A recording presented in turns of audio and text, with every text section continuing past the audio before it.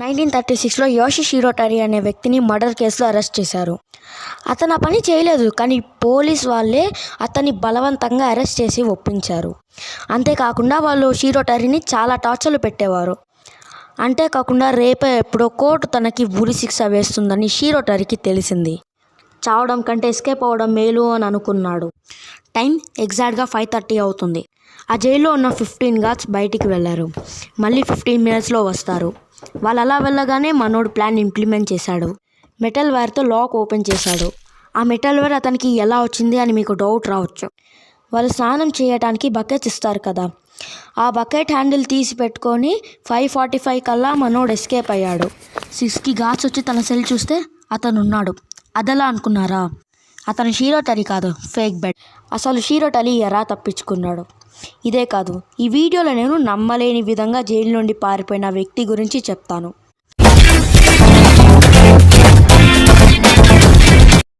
మనోడు జైలు నుండి తప్పించుకున్న 3 days తర్వాత అతను ఒక హాస్పిటల్లో దొరికాడు.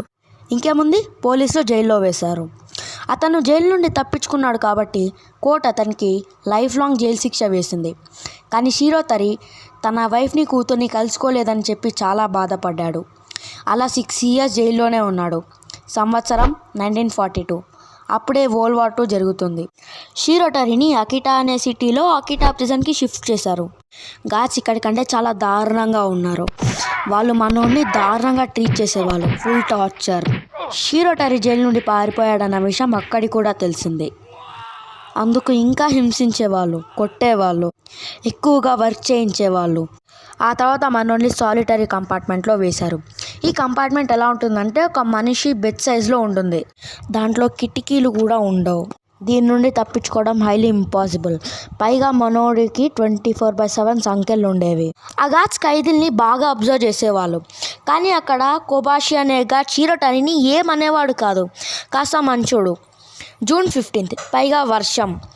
ఒక గార్డ్ షిరోటరి సెల్ చూస్తే అతను కల్లేడు, కేవలం సంఖ్యలు మాత్రమే ఉన్నాయి. హౌ? ఎలా తప్పించుకుంటున్నారు అనుకుంటున్నారు కదా. తను లాస్ట్ టైం ఎలా అయితే లాక్ ఓపెన్ చేశాడో ఇప్పుడు సేమ్ అదే ప్రాసెస్ ఇంప్లిమెంట్ చేశాడు. తన సెల్ నుండి కాకుండా సీలింగ్ నుండి తప్పించుకున్నాడు. చెప్పాను కదా, ఆ రూమ్ ఎగ్జాక్ట్లీ మంచి బెడ్ సైజ్లో ఉంటుందని. కాళ్ళు చేతుల సాయంతో పైకి వెళ్ళాడు. ఇదిగో ఇలా. అంత స్ట్రాంగ్ సీలింగ్ని ఎలా బ్రేక్ చేయగలిగాడు అని అనుకుంటున్నారు కదా. తన చేతులకున్న సంఖ్యలని ఎప్పుడో ఇప్పేశాడు. డైలీ గార్డ్స్ పడుకున్నాక తన సంఖ్యలను ఇప్పి కొద్దిగా పైకి వెళ్ళి సీలింగ్ని డ్యామేజ్ చేసేవాడు. అండ్ ఫైనలీ అది బ్రేక్ అయింది. మనోడు జంప్. ఇంతటితో కథ అయిపోలేదు. September 18th, జైల్లో కపాయిషి అని ఒక మంచి గాడు ఉన్నాడు కదా, మనోడు వాడింటికి వెళ్ళాడు. ఆ జైల్లో టార్చర్ ఎక్కువ ఉందని, పైగా అతను ఏ తప్పు చేయలేదని చెప్పాడు. ఆ గార్డ్ షిరోటరికి అన్నం పెట్టాడు.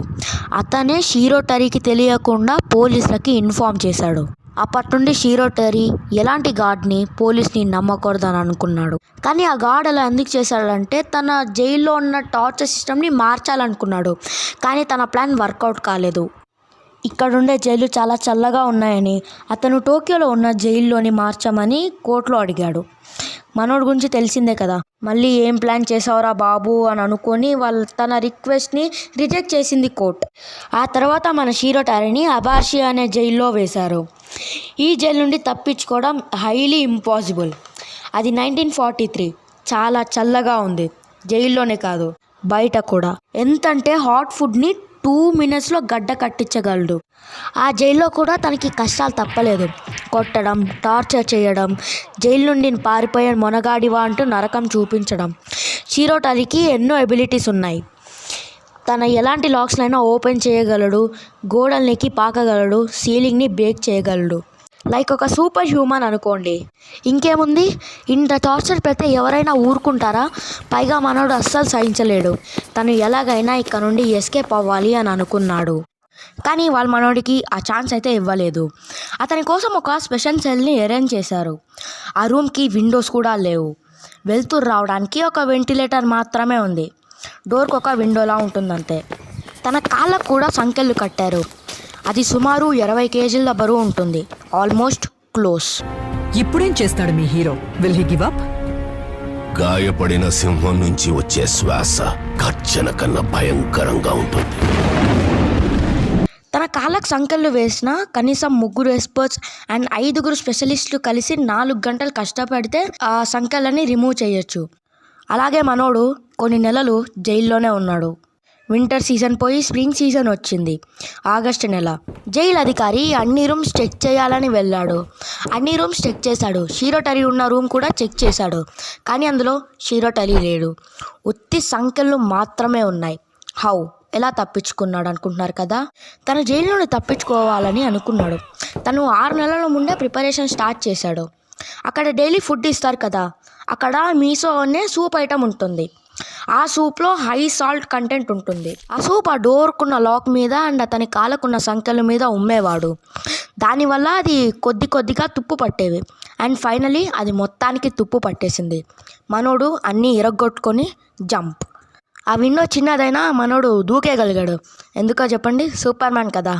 ఇక్కడ షీరోటరీ వైఫ్ జపాన్ ఇందులో ఓడిపోతే జపాన్ అమెరికా చేతుల్లో వెళ్ళిపోతుందని అప్పుడే అందరూ బిజీ అవుతారు కదా. అప్పుడు ఎంప్లాయీస్ కూడా మారుతారు. తన హస్బెండ్ని ఎవరు టార్గెట్ చెయ్యరు అని అనుకునింది. తను ఊహించినట్టుగానే జపాన్ అమెరికా చేతుల్లో వెళ్ళిపోయింది. ఆగస్ట్ 1945. మనోడు గురించి అందరూ మర్చిపోయారు. ఇంతలో షీరోటరీ తన ప్లాన్ ఇంప్లిమెంట్ చేసుకొని పారిపోయాడు. తన ఒక అబాండెంట్ మైండ్లో దాక్కున్నాడు. అక్కడ కుందేళ్ళు, చేపలు ఆహారంగా తిని బతికాడు. 2 ఏళ్ళు గడిచిపోయాయి. తరువాత అక్కడ నుండి పక్కనే ఉన్న విలేజ్కి వెళ్ళాడు. అక్కడ వింతగా మారిపోయింది. జపానీస్ భాష కాస్త ఇంగ్లీష్ భాషగా మారింది. ఆ తర్వాత మనోడికి తెలిసింది ఏంటంటే జపాన్ అమెరికాకి భయపడి లొంగిపోయిందని. షీరోటరీకి బాగా ఆకలిగా ఉంది. తను సెబరో అనే సిటీకి వెళ్ళాడు. దగ్గరలో ఒక టమాటా పొలం కనబడింది. టమాటాస్ తెంపుకొని తిన్నాడు. ఆ పొలం రైతు షీరోటరీని కొట్టాడు. మనోడికి కోపం ఎక్కింది. తన్ని ఒకటి పీకాడు. అలానే వీళ్ళిద్దరూ గొడవ పడ్డారు. ఆ గొడవలో ఆ రైతు చనిపోయాడు. ఇంకేముంది, పోలీసులు అరెస్ట్ చేసి జైల్లో పెట్టారు. ఈసారి కోర్టు తనకి ఉరిశిక్ష వేసింది. ఇయర్ 1947. తను తప్పించుకోకూడదు అని 24/7 స్పెషల్ గార్డ్స్ని అపాయింట్ చేశారు. వాళ్ళు మనోని 10 minutesకి ఒకసారి వచ్చి చూసేవాళ్ళు. ఈవెన్ స్నానం చేసే టైంలో కూడా వెంటపడి వెళ్ళి చూసేవాళ్ళు. మనోడు తప్పించుకోవడం ఇంపాసిబుల్ అనుకున్నారా? నో. మళ్ళీ మనోడు జంప్. హౌ అంటారా? తను పడుకున్న బెడ్ కిందే స్వరంగం తవ్వి పారిపోయాడు. ఆ తర్వాత 1948లో షీరోటరీకి ఒక పోలీస్ ఆఫీసర్ ఫ్రెండ్ అయ్యాడు. చాలా మంచి ఫ్రెండ్. ఈసారి షీరోటరీ తనని నమ్మాడు. జరిగిందంతా చెప్పాడు. ఫైనలీ మనోడే గెలిచాడు. మనోడు జపాన్ జైల్ సిస్టంలో ఉన్న తప్పులు మొత్తం చెప్పాడు. వాళ్ళు తప్పులు సరి చేసుకున్నాడు. 14 years జైలు శిక్ష వేసి వదిలేశారు. కానీ టార్చర్ అయితే ఏమీ పెట్టలేదు. ఇది ఫ్రెండ్స్, అంత ప్రపంచంలోనే ఎక్కువసార్లు తప్పించుకున్న వ్యక్తి మన షీరోటరీ. చూసారా, నేరం చేయకుండా శిక్ష అనుభవించితే తీర్చుకున్న రివెంజ్ ఇది. అసలు సిసలైన కథ ఇది. మీకు కూడా ఇలాంటి నేరం చేయకుండా శిక్ష అనుభవించిన ఖైదీని చూసుంటే కింద కమెంట్స్లో తెలియచేయండి. Thank you.